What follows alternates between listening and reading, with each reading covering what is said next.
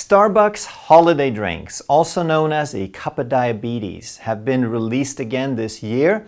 And today we're going to talk about what's in them, what is it that we need to be concerned with, and what sort of damage can they do to your body and your vital organs. Coming right up.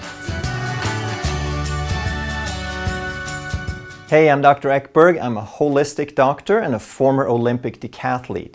And if you want to truly master health by understanding how the body really works, make sure that you subscribe and hit that notification bell so that you don't miss anything. Around this time of year, for the last several years, Starbucks have introduced a series of specialty coffees in special mugs for the festive occasion. And this year, of course, it was such great news that there's already multiple news channels such as CBS, Fox, NBC, and ABC that have posted videos on the internet to tell us about how important this news is and what a big deal it is that we can now have these specialty drinks. This year there are 5 drinks that they have introduced.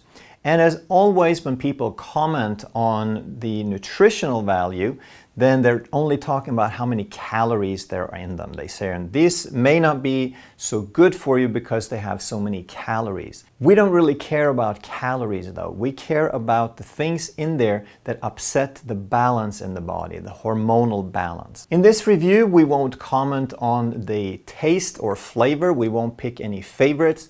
We're just going to talk about what are in these drinks and is it really worth to indulge in them. If we take the example of a grande, that's not the biggest drink. The grande is 16 ounces and the largest is 20 ounces. It seems like most people are selecting the grande, the 16 ounces. And then just the average among these 5 drinks, not the highest or lowest, but average, they contain on average 48 grams of sugar and 60 grams of carbs in one drink. And just for comparison, a Snickers bar is 28 grams of sugar, about half of that, and it has 32 grams of carbs, again about half. So you could essentially have 2 Snickers bars and get the same amount of sugar as you would the grande. Now, the Snickers bars probably won't give you even as much of a blood sugar spike because it also has more fat and some protein in there to slow down the sugar.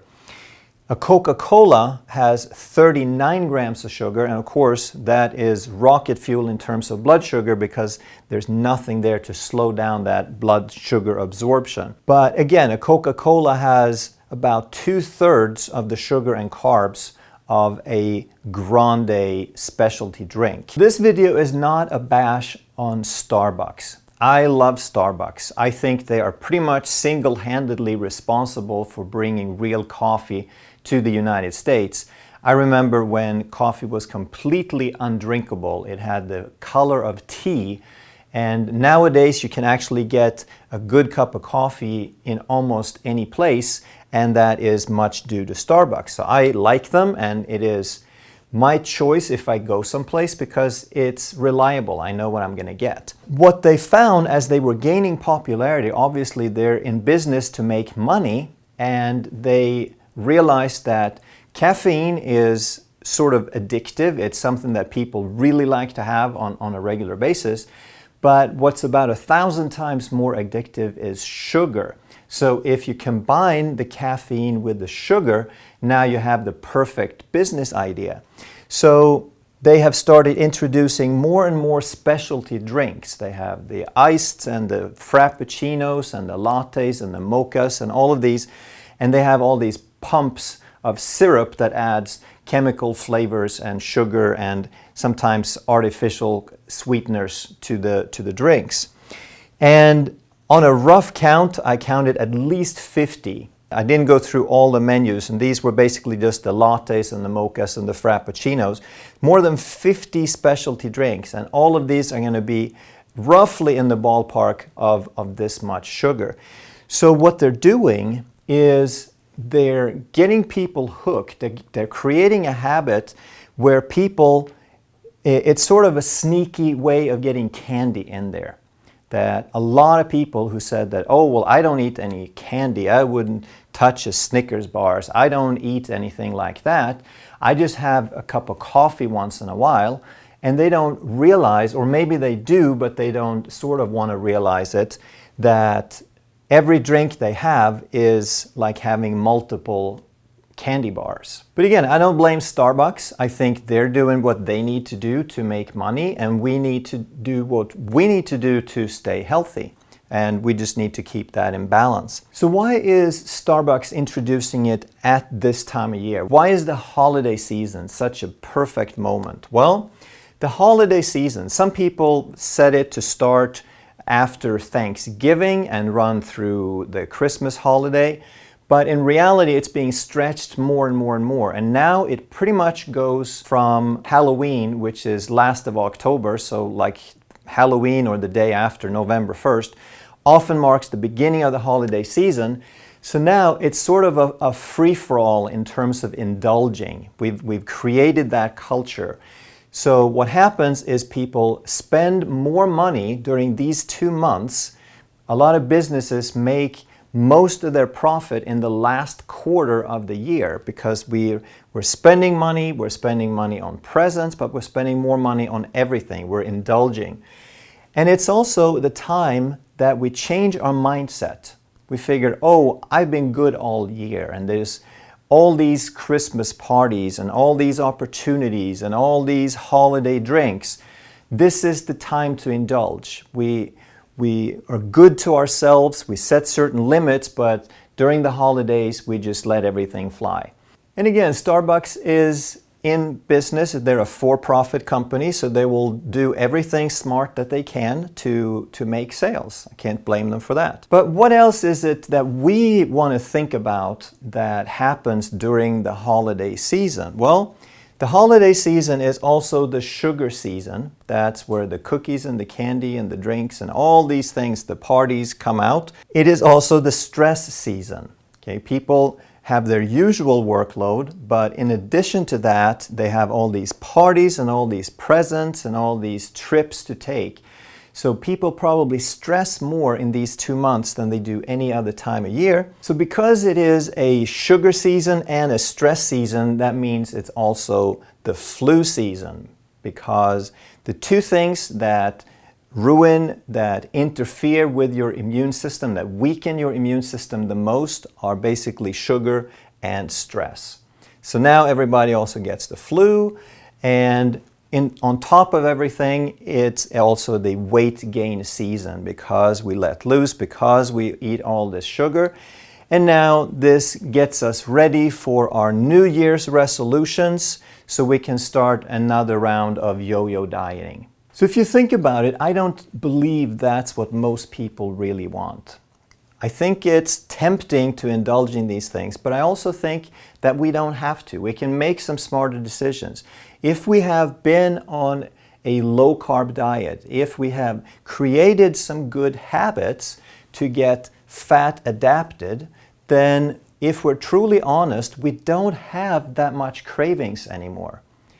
That most of these temptations are emotional. It's not something that the body is really screaming for. It's just there and it's so easy to jump on. We can make very satisfying keto desserts. And if you take, for example, dark chocolate, if you get, my favorite's about 78% cocoa in the chocolate, then you can eat a half a bar and only get 8 grams of sugar. That means you could have half a bar of dark chocolate every day and only equal about 1 of these drinks per week. Okay? But the drink is going to create a huge blood sugar spike, whereas this is going to be spread out and most of the calories are going to be from fat, so you're not really going to see hardly any blood sugar fluctuation. So once you are fat adapted, your taste buds change and you enjoy these things. The dark chocolate is very, very satisfying. If you get a piece of 60% chocolate, it's almost unedible. It's just too sweet. So once you've developed these good habits, don't let yourself fall back into those bad habits. Okay, be strong, it's not worth it. So what does all this sugar do? Why is it not a good idea? What's the really big reasons, except for the weight gain and the flus and all that? What is it really doing inside the body? Well, the brain, it really likes stable blood sugar. It loves, if you're in ketosis, it loves ketones, but what it does when you're fat adapted is your blood sugar is just rock solid, super stable. And when you eat sugar, especially when you drink it, then it's absorbed very quickly and you get blood sugar fluctuations. You get a blood sugar roller coaster. And for some people, the down part, the bottom part of that is called hypoglycemia. So now you get moody, you get irritable, you have poor focus, you get cravings, you get more prone to anxiety and depression. And in the long run, so the first few are in the short run, that's what happens kind of immediately. But in the long run, glucose triggers insulin, causes insulin resistance, and as far as the brain goes, that will also be very strongly correlated with dementia. There is a strong causative link between insulin resistance and dementia today. Then when we look at the liver is the first organ to become insulin resistant because the sugar is 50% fructose, and fructose is the thing that really, really clogs up the liver and creates fatty liver. So most non-alcoholic fatty liver disease is caused by sugar, and especially sugary drinks, because they're absorbed so quickly and we don't even realize that we're getting all that sugar because it's just a drink. When we look at the heart and the cardiovascular system, it's all of the things associated with metabolic syndrome. So high blood pressure, increased cardiovascular disease, increased risk of stroke, just to name a few. When we look at the pancreas has to produce all that insulin to handle all that sugar, so we're putting a tremendous burden on the pancreas. And it's got a lot of other things to do. It likes to digest food. And even though there are different areas in the pancreas that do the food digestion and the sugar handling, it's still one organ that kind of depends on the same resources and blood supply. So the longer you push the pancreas, the more likely that you're going to have some trouble with it. The immune system, like we said at first here, the flu season is because sugar weakens the immune system, but the other thing it does, it feeds all your pathogens. It's a virtual buffet for all the stuff in the body that you don't want there. The yeast, fungus, bacteria, parasites, and even cancer cells. They thrive on sugar. Your immune system suffers greatly from all that sugar. So there are many, many reasons why you would want to avoid it if you care about your vital organs and your long-term health. And something sort of humorous occurred to me that, with cigarettes, they have realized now for a while how bad cigarettes are. So all over the world, they have to put warning labels on cigarettes. So on every package you buy, they basically tell you, this product kills you. It's almost like a skull and crossbones on every package. So if you use that product, then at least you know what you're getting into. And if we compare the number of people dying from cigarettes versus insulin resistance, the cigarette deaths are basically a drop in the ocean. And it'll be a generation or so before they realize this in the official lines, but insulin resistance is the biggest killer of mankind that we have. And once we realize that, what if we actually had to go the same way as the cigarettes?